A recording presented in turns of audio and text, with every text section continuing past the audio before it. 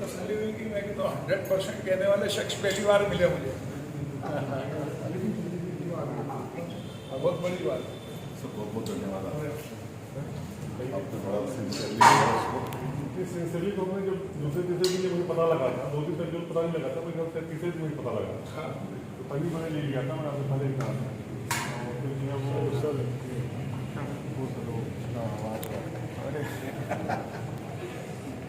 Sir वो उसमें total क्या हुआ क्या है सर, थोड़ा उसकी जानकारी दी।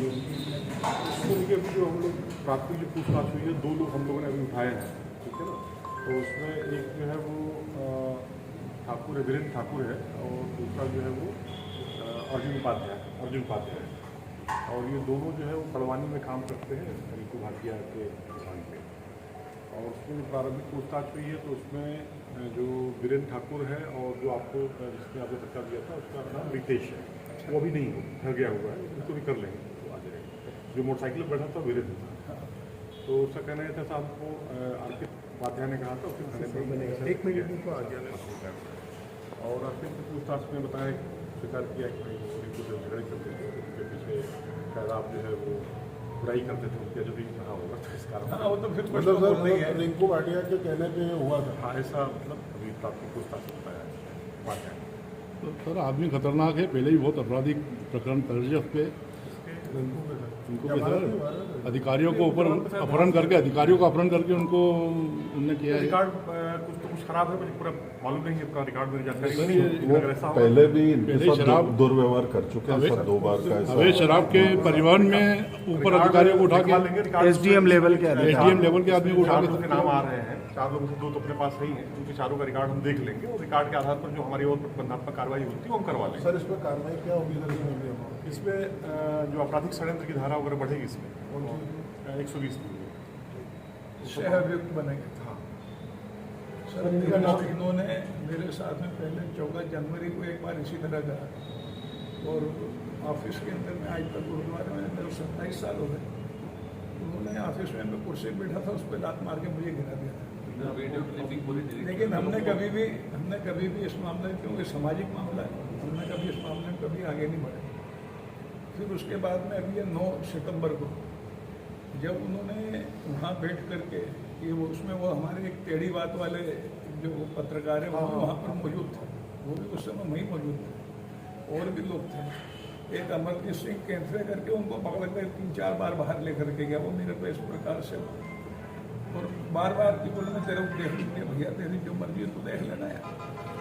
पर यहाँ उन्होंने गालियाँ देना शुरू करी, टेबल पे ऐसे ठोक ठोक के। फिर क्या है मेन चीज कि आप कैमरे की रिकॉर्डिंग क्यों उसी समय डिलीट कर रहे हो? कैमरे लगे गुरुद्वारे में सुरक्षा के लिए। उस संबंध में आपने उस समय कोई रिपोर्ट नहीं किया था? जब उस दिन तो 9 तारीख को इसलिए रिपोर्ट मैंने नहीं करा, देखो साहब हम समाज की इज्जत को जो है बचा करके रखना चाहते हैं। इस प्रकार से करेंगे तो हमारे समाज की इज्जत, हमारे अपना समाज है ना, कोई बाहर के लोग थोड़ी नहीं। पर ये तो जो अध्यक्ष हैं उनको खुद सोचना चाहिए कि मैं मेरी क्या स्थिति और मुझे किस तरह से बर्ताव करना चाहिए। सर इस पुलिस प्रोटेक्शन भी देना चाहिए सर। ये तो आगे के लिए तो जब तक चुनाव नहीं होते सर बहुत इंपॉर्टेंट है, क्योंकि अगर अभी तो सर रेडी आप एक एप्लीकेशन दे दो, ठीक है। हमारा जो इंट का जो देखते हैं हम डायरेक्टली नहीं डील करते हैं, हमारे जो इंट के डीसीपी साहब हैं उनसे बात कर जो भी जैसे आप एप्लीकेशन तीसरी बार हुआ है सर। मेरी जानकारी पहली बार। देखिए सामाजिक बातों को हम बाहर नहीं लाना चाहिए। समाज के अंदर में कई एक बातें होती हैं जो वहीं पर रख करके हमारा फर्ज है कि उनको अपने पेट में डाल करके उसको वहीं खत्म करें।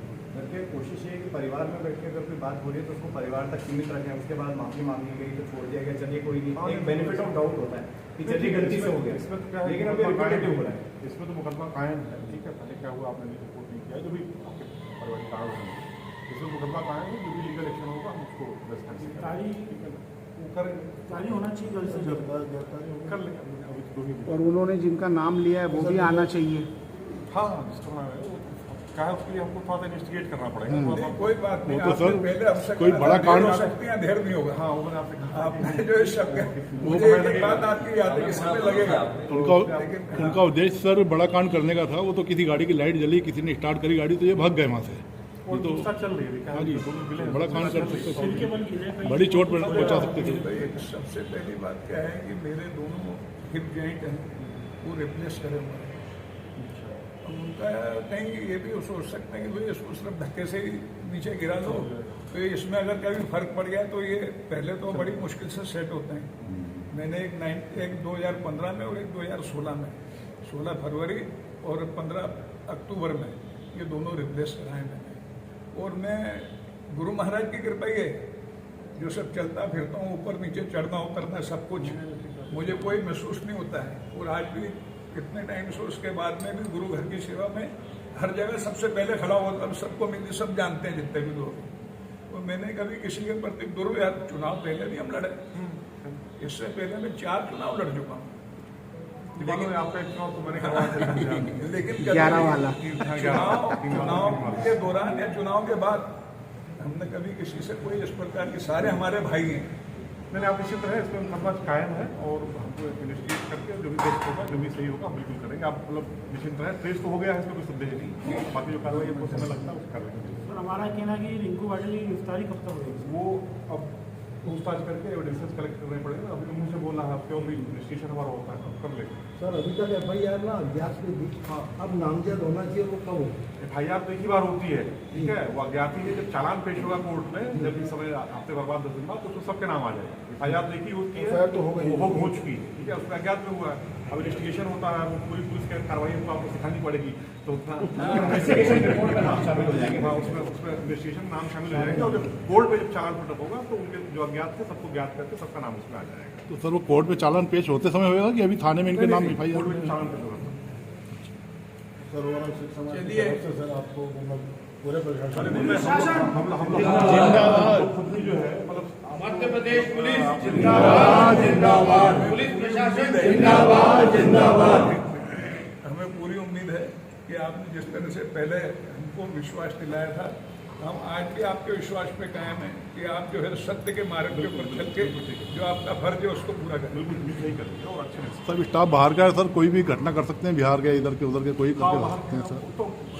तो थोड़ा प्रोटेक्शन का सर हम लोगों का सबका, क्योंकि हमारे एप्लीकेशन आप एक दे दें, हम DCP हमारे DG से बात कर लेंगे। बिल्कुल दे दूंगा, कल ही आपको कुछ होगा। बहुत शर्मनाक हरकत है ये समाज का। ये तो आप चलो अपन चलते हैं सर, थैंक यू। पुलिस प्रशासन जिंदाबाद जिंदाबाद, पुलिस प्रशासन जिंदाबाद जिंदाबाद। अच्छा भाई गुरु है ना।